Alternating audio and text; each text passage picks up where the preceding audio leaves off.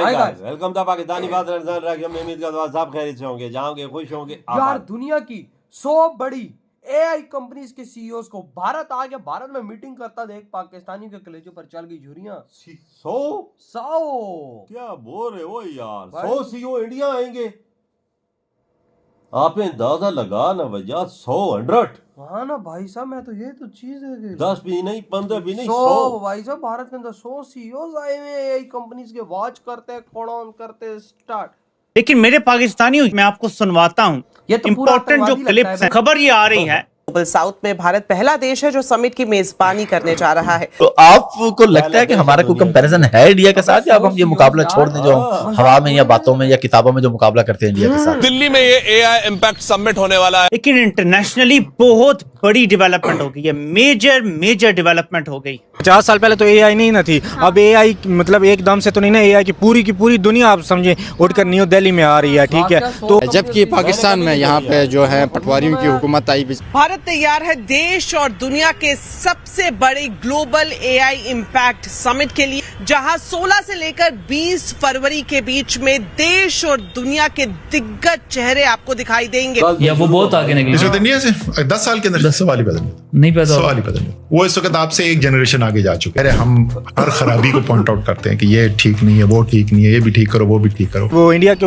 कोई सुर्गाव के पर लगे हुए हैं कि वो इधर आ रहे हैं, किसी और मुल्क में नहीं जा सकते। खुद जो एआई के ओनर हैं वो खुद उधर बैठ के नहीं मीटिंग कर सकते। और वहाँ पे एआई का एक बढ़ता हुआ रुझान भी है। इंडिया जो दुनिया की एक बड़ी मंडी है, 90 की दहाई में एक पाकिस्तान के इंटेलिजेंस ऑफिसर ने मुझे कहा था कि इंडिया के साथ आलमी ताकतें खड़ी हैं और खड़ी रहेंगी, क्योंकि इंडिया बहुत बड़ी मंडी है और ये दुनिया की सबसे बड़ी मंडी बनने जा रही है। ये एक वजह है, तो हमारा मुकाबला बड़ा मुश्किल है इनके साथ। दोस्तों, भारत के वजीर आजम ने उन्होंने कहा जी कि 21वीं सदी जो है उसका ताल्लुक इंडिया से है। इसका क्या मतलब है? लेकिन वो कह रहे हैं कि भाई नहीं, ये हमारी सदी है और इंडिया जो है ये मिल के 1/4 of the world population represent करते हैं और हमारी ज्योग्राफी भी एक है। इस वर्ल्ड को ओपनली एक्सेप्ट नहीं किया उस तरह से, हम किसी भी नई टेक्नोलॉजी को उस तरह एक्सेप्ट नहीं कर पाए। उन्होंने ओपनली जहाँ जिससे वो जो रिसोर्सेज यूज करके अपने नेक्स्ट जनरेशंस को ट्रेन कर सकते थे, उन्होंने किया भी। इस वक्त सिचुएशन ये है कि इवन जो आपके जो दोस्त ममालिक जो हम कहते हैं दोस्त ममालिक, वो भी they are shying away from you के यार ये हर टाइम आ जाते हैं और हमसे जो है ना हमारे सामने कचकोल रख लेते हैं और हमसे कभी कहते हैं कि हमें 1 बिलियन का डिपॉजिट दे या फिर जो 2 बिलियन आपने पहले दिए हुए तो वो रोल ओवर करा ले। लेकिन मुझे ये लगता है कि उन्होंने ओपनली हर चीज को एक्सेप्ट किया है, अडॉप्ट किया है। ठीक है, हमने अपनी एक जो हमारा अना वाला खोल है ना, हम उससे बाहर नहीं आए। मैं से बाहर नहीं आए, हम उस चीज से वाकई बाहर नहीं आए। हमने चीज कि इंडिया और हमारा पहला फर्क है कि इंडिया में अभी तक 17 इलेक्शन हुए हैं लोकसभा के। 17, ठीक है 17 जी बिल्कुल, 17 दफा इलेक्शन हुआ, 40 करोड़ से ज्यादा वोटर है। कभी किसी पार्टी ने ये नहीं कहा कि बेईमानी हुई है, धांधली हो गई। अगर आप उसके मुकाबले में पाकिस्तान देखें तो टेक्निकली हर इलेक्शन को हर पार्टी ने चैलेंज किया। बिल्कुल, जो हारती है वो चैलेंज करती है। जो सीईओ है अमेरिका, इंडिया से ही सीईओ है सुंदर जो है, वो भी इंडिया आ रहे हैं समिट में, बिल गेट्स भी आ रहे हैं। तो आप क्या बोलेंगे इस बारे में? बिस्मिल्लाहिर्रहमानिर्रहीम। देखें, सबसे पहली बात तो ये है कि पूरी दुनिया की नजरें इस वक्त 16 से 20 फेब इंडिया पर है, न्यू दिल्ली पर जो समिट होने जा रही है। पाकिस्तान और इंडिया के बीच में अगर कोई आप कंपैरिजन करें, बनता तो नहीं है, लेकिन क्योंकि आपका थोड़ा सा इंटरेक्शन रहा है स्टूडेंट्स के साथ या जो आपके कुलीग के साथ, आपको क्या लगता है कि लेवल जो हमारा डिफरेंट हुआ है? ठीक है, एक तो तरक्की हुई, बाकी सारी चीजें, उसके अलावा रिसोर्सेज में जो लेवल डिफरेंट हुआ है हमारा और उनका, वो कहाँ पे हुआ है? इंडिया ने अपनी एजुकेशन सेक्टर के अंदर कितने रिफॉर्म्स किए हैं, कितने उन्होंने इन्वेस्टमेंट की है, प्रायोरिटाइज किस तरह किया। आप किन चक्रों में पड़े रहे, फिर यहाँ पे आपको पता है कि इतने टेस्ट एंड ट्रायल्स हुए हैं गवर्नमेंट के। और हमारा विकसित भारत 2047 है, ये एक ऐसी ह्यूमैनिटी और हम लोग ऐसी दुनिया क्रिएट करेंगे that will leave great marks on the international system के ऊपर। कोई प्राइम मिनिस्टर टेन्योर पूरा ना कर पाया, फिर डिक्टेटरशिप्स आई, उसमें फिर एक किस्म की पॉलिसीज चल रही थी, जब से भी गवर्नमेंट्स आती थी डिफरेंट किस्म की, तो पॉलिटिकल स्टेबिलिटी रही ही नहीं है। खास तौर पर 100 से ज्यादा देश ऐसे हैं जिनके पॉलिसी मेकर्स, लीडर्स और डिप्लोमेट्स भारत मंडपम में पहुंचेंगे और एआई इम्पैक्ट समिट में हिस्सा लेंगे। यहाँ पर जो आर्टिफिशियल इंटेलिजेंस की दिग्गज कंपनियां हैं वो यहाँ पर मौजूद रहेंगी। मनमोहन सिंह के बाद जो है उधर नरेंद्र मोदी आए, उन्होंने उनकी उस पॉलिसीज़ को कंटिन्यू रखा जो मनमोहन सिंह ने जो आईटी में पॉलिसीज़ की। और फिर जो जितने भी आए हैं, बदनसीबी ये है कि चले आप एक्सपेरिमेंट्स तो करते रहे गवर्नमेंट के साथ, लेकिन आप अपनी प्रायोरिटीज तो स्ट्रेट रखें ना कि यार we have to equip this nation with the skills and education that are necessary. वो चीज़ें उस पर भी प्रायोरिटी नहीं रही।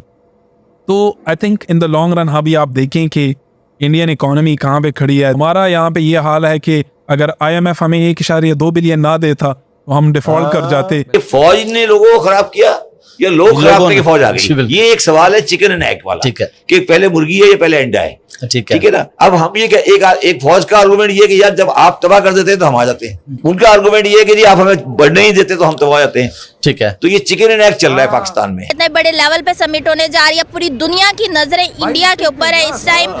किसी को इतनी शायद उम्मीद नहीं थी कि इंडिया इस तरह के स्टेप एक के बाद एक लेगा। अभी कल परसों ही AI मॉडल बना, सेमीकंडक्टर चिप बनी 2 नैनोमीटर की, सुपर पावर अमेरिका चाइना इनको टक्कर दे रहा है। और दूसरी बात उन्होंने ये भी की, उन्होंने कहा जी कि भाई फ्यूचर जो है एंड इंडिया की जो ईस्ट पॉलिसी है इसके ऊपर है। इंडिया में इन्फोसिस एक कंपनी है विच इज IT, और इट वाज बेसिकली स्टार्टअप था, बेंगलुरु में स्टार्ट हुआ था। $100 बिलियन की उसकी वर्थ है, और आप यहाँ पे $1.2 बिलियन के लिए जो है ना वो कर रहे हैं। AI के बारे में एक बात की थी कि AI जो है न्यूक्लियर बॉम्ब से भी ज्यादा खतरनाक है।